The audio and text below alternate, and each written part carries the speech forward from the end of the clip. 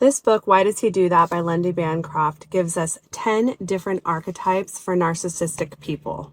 He refers to the narcissists as men in this book, but that doesn't mean that only men are narcissists. I'm going to be previewing a few of these because I think they're really important and they most resonate with me in my experience. I want to actually focus on the more covert archetypes because I think they're harder to spot.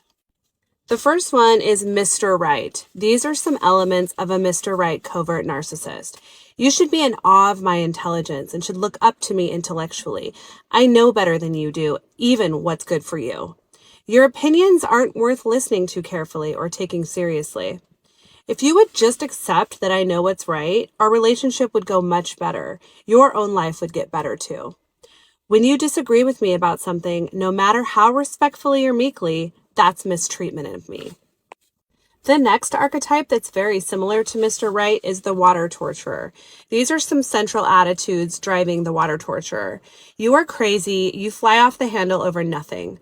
As long as I'm calm, you can't call anything I do abusive, no matter how cruel. Or, I know exactly how to get under your skin.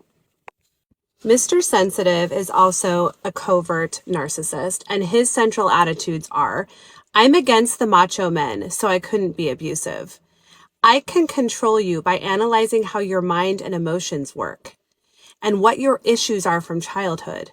I can get inside your head whether you want me there or not.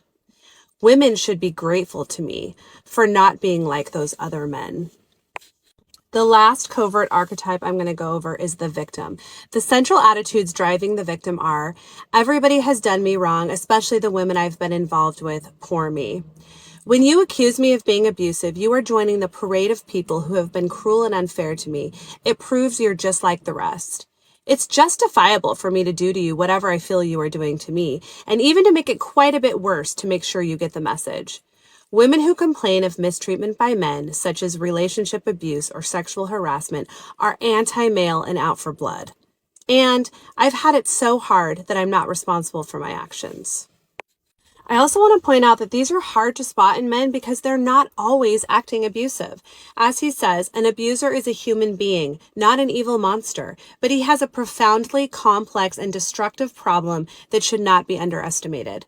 The common view of abusive men as evil, calculating brutes can make it difficult for women to recognize her partner's problems. She tends to think, my partner really cares about me and has a good side to him. He has feelings. He's not a sadist. She doesn't realize that he can have all these positive qualities and still have an abuse problem.